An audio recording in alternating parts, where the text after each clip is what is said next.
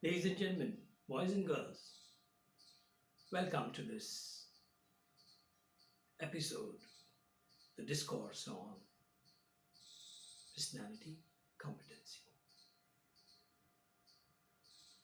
We are at a mute point of trying to understand why traits at all exist.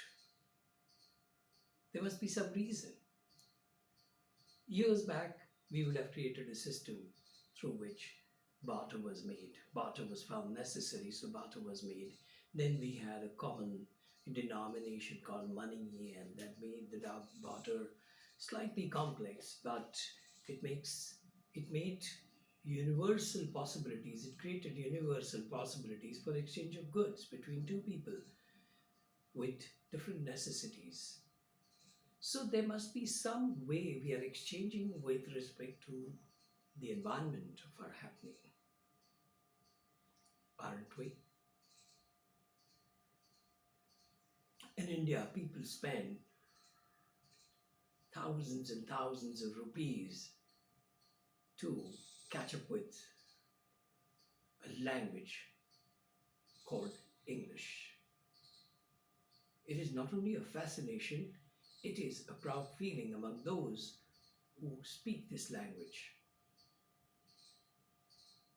It is a dream of a coming, if somebody speaks this language. Because in India, the common language is Hindi, which is far, far different from English language. If you look at French and Latin, the alphabets are same. But India's major language, the national language, Hindi, the alphabetic geometry and the picture and the art of the alphabet is far, far different. So we struggle a lot to go to that point. But if the child is born in Britain or in USA, probably he will pick it up like anything else. He'll pick it up like a musical tone. Why not? That's what we do. Whatever language we pick it up as a musical tone, the sounds. And that's why many natives, since I'm a language trainer, many natives, I bring it to the point of understanding for the trainees, many natives of English language seem to be merely making sounds. A and B and C and O and J, like that. They're making sounds. They don't spell out the whole word. If you see the spelling and the way the words are pronounced, they're quite different. The word REST will not be spoken as rest. It will not be spoken as T. It will be spoken as rest. The native knows there's no other language, there's no other word which is similarly pronounced, so they say.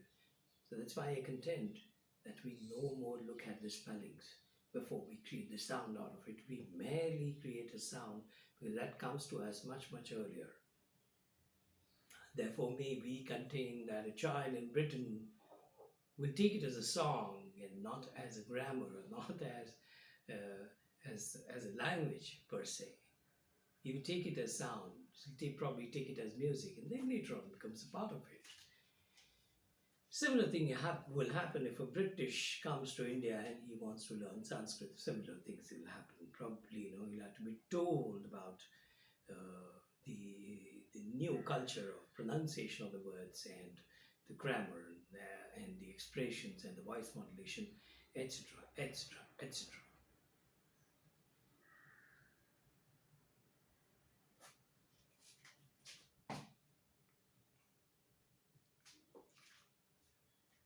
So, so that is to differentiate between what one has acquired and what one has learned. Now, acquisition is is a subtle process, and learning is probably a very deliberate and uh, very forceful act. Acquisition is something which is which is gradual, which is mm, subtle. So I thought about the evolution of traits. I wondered why all these 100 traits that we talked about, we're going to talk about, we'll keep talking about, are not found generally in everyone. Why is it so? So there must be few things which which come little later. Okay, if you want to bundle this idea, use another analogy. Okay, let's say somebody is staying in a rental house. He's got a vehicle of his own, but that is a leased vehicle. He's taken a lease for that vehicle. Let us say somebody has one or two vehicles with himself, owned by him. Let us say uh, somebody stays in a rental house but has a farm which is owned by him. There's somebody who owns a farm and the house also. Not only one house but number of houses. There's another one who owns a house, a vehicle, and a bit of a business. The business that is looked after by wife. Somebody is employed, well employed. He's a top cop, let's say, or a top executive in a government organization. Somebody has not only one house, but he has a couple of more houses from where he earns rent. Somebody has gold in addition to all these things. Somebody has shares in addition to all these things. Somebody has a massive insurance coverage. He has a health coverage. He's insured his children's education. He has life coverage. It's a complete package. But not everybody has this.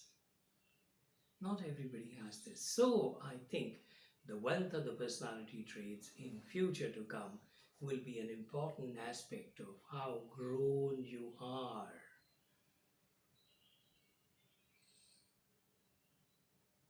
We will not be so much dependent on the wealth that we talked about. We will possibly contend that, yeah, life as me as life, I'm much more secure with those number of traits than somebody having to come and secure me. A change is imminent. Change is imminent. As we look at, as we started to look at intellectual property, okay, that this change happened probably after World War II. World War II brought in a lot of peaceful ideas about life, peacemaking ideas about life. So people started growing uh, not only horizontally in terms of the quality of life, they also started growing in terms of the thought, the value of the thought, and therefore we are much lesser thought about destruction than we used to do till World War II. So World War II is a big lesson for the humanity that war is not a solution. That war is not a solution. So this spread. So we are into roughly about 70 years, 75 years post World War II, and this change will now come in. I predict the change will come in. We will have a larger intelligentsia working at everything we can think about. We'll have an intelligentsia working in shopkeeping, working in cleaning jobs. We'll have an intelligentsia working as filmmakers, as models, as actors and actresses, as poets, as musicians, as linguists, as literary. as customer care professionals, as doctors, as nurses, as businessmen, as owners of large conglomerates, as big time shareholders, as big time sportsmen. Intelligentsia will come up because people want to acquire more and more traits. Even if they may be having had, they may be having a very cursory understanding about that, very rudimentary understanding about that. They may not be bringing those things into practice as a sport by itself, as a research by itself. That brings in a lot of poignancy when I use the word research, because later on you will discover one of the ways we measure the intensity of a trait is by the use of the word researcher, oblique scientist. That will come a little later in this story of evolution of personality and competency. So where are we? Post World War II, globally, human life bore a different value. Human life started becoming conscious of the possibilities of horizontal and vertical development. We no more want to rule people as much as possible. We don't want to rule people. So who rules them? They themselves. And how to create that feeling of rule in everyone. It's a massive job. Somebody will have to take a cause of this. We don't want to rule people. We want people to rule by themselves. But who will teach them? Who will create that ability in a person to rule himself? What science is required? What understanding is required? What kind of schools are required? What kind of institutionalization is possible? We want to hand over the rule back to people. It's impossible to rule 700 crore global population. It'll be impossible to rule. The best way is to create little captains. Small little leaders. Small little leaders. And hopefully, help them manage themselves. We don't want to rule so many people. That's against the intellectualism. Because the amount of possibilities and the amount of creativity that is hidden in a human being to create himself and to lead himself is mathematically unknown. We don't have provisions of numbers. How many things could happen when people start indulging in themselves, creating themselves. Post-World War II, humanity bears a different picture. And by virtue of that, even personality bears a different picture. Such milestones, such mega happenings are going to rule us alive for years to come, years to come, years to come. So we are taking ourselves off that hook. We don't want people to be rude. We want people to rule themselves, and for that we'll have to create a beautiful temple, a beautiful church, a beautiful place for worship, which is here. That worshipping will create an institutionalization, and humanity will in future be known as intelligentsia. It will be known as intelligentsia. Will be measured not by the numbers, but this, what qualities we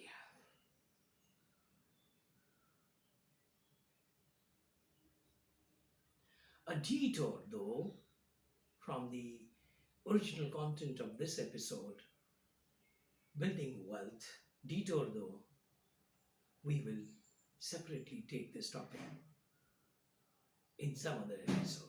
As far as this episode is concerned, we looked at how people create provisions to build their house, and is there any similarity in the way that they acquire wealth and richness? Is there any similarity between this and the kind of traits they own? Ladies and gentlemen, thank you very much for being with me in this discussion. We'll continue next time with another beautiful, urgent, violent issue related to personality and competency. See you again.